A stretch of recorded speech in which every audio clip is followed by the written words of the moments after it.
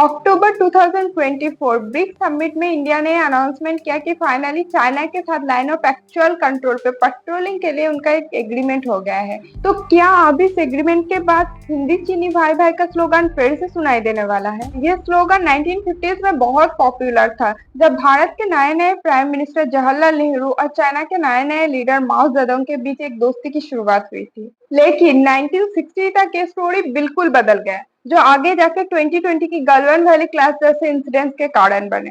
तो ऐसा क्या हो गया है कि भाईचारा से सीधे ब्लडी रिलेशंस में बदल गए? क्या इसमें नेहरू जी की गलती थी या फिर चाइना का भी ट्रस्ट विरोधी था ही नहीं? कहानी शुरू होती है 1950s में, जब तिब्बत एक बफर जोन था इंडिया और चाइना के बीच। लेकिन जब चाइनीज ने तिब्बत पे कब्जा कर लिया तो तिब्बत के साथ हुई इंडिया का सारा बॉर्डर एग्रीमेंट्स को उन्होंने इलीगल डिक्लेयर कर दिया। और सबसे बड़ा इशू बना 1914 की मैकमोहन लाइन एग्रीमेंट, जो अरुणाचल प्रदेश को इंडिया का हिस्सा बनाता है, पर चाइना ने इसको साउथ तिब्बत बोल के क्लेम किया। और एक इम्पोर्टेंट डिटेल था अक्षय चिन्ह। लद्दाख के अक्षय चिन्ह में चाइना ने इंडिया को बिना इन्फॉर्म किए ही हाईवे बनाना स्टार्ट कर दिया।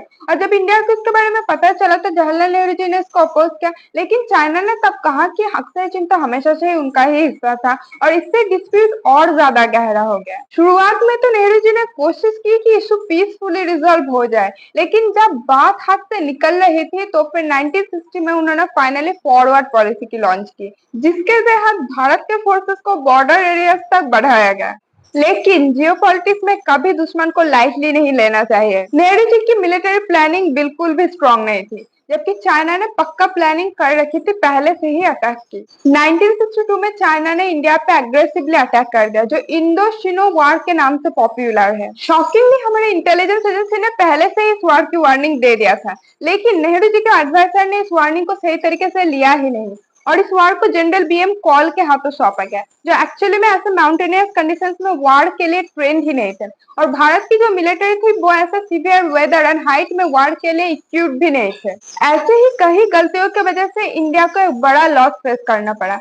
चाइना ने अरुणाचल प्रदेश के कई हिस्सों पे कब्जा कर लिया और अक्षय चिन्ह परमानेंटली उनके हाथों में चला गया। इस वार के बाद एक टेम्पोररी बॉर्डर लाइन क्रिएट हुआ, जिसको हम लाइन ऑफ एक्चुअल कंट्रोल बोलते हैं। बेसिकली ये कोई ऑफिशियली डिफाइंड लाइन नहीं है, ये बस एक टेम्पोररी अरेंजमेंट है इंडिया और चाइना के बीच, जो ईच अदर के टेरिटोरियल क्लेम पर बेस्ड है। और इसीलिए लाइन ऑफ एक्चुअल कंट्रोल पे कभी कभी टेंशन बहुत ज्यादा बढ़ जाती है, जैसे कि 2017 के डोकलाम स्टैंड ऑफ या फिर 2020 के गालवान वैली क्लैश। दोस्तों, ये इंडिया चाइना डिस्प्यूट सिर्फ एक बाउंड्री का इशू नहीं है, ये एक स्ट्रैटेजिक जियोपॉलिटिकल गेम है, जिसके लिए हर नेशन अपनी नेशनल इंटरेस्ट के लिए लड़ता है। नेहरू जी की गलती थी कि उन्होंने जियोपॉलिटिक्स को टाइमली नहीं समझा, लेकिन ये डिफीट भारत के लिए एक बहुत बड़ा लेसन बन गया है कि हमें कभी अपने बॉर्डर और मिलिट्री को लाइटली नहीं लेना चाहिए। आज इंडिया अपने बजट का एक बड़ा पोर्शन डिफेंस में ही स्पेंड करता है, ऑलमोस्ट 13%। रिसेंटली हुए इस एग्रीमेंट को इंडिया के लिए एक बड़ा विक्ट्री माना जा रहा है। आपको क्या लगता है, क्या इसके बाद इंडिया और चाइना के बीच पीस बनने वाली है? कमेंट सेक्शन में अपने विचार जरूर शेयर करें। वीडियो इन्फॉर्मेटिव लगा तो लाइक करें, शेयर करें, चैनल को सब्सक्राइब करना बिल्कुल मत भूलिए।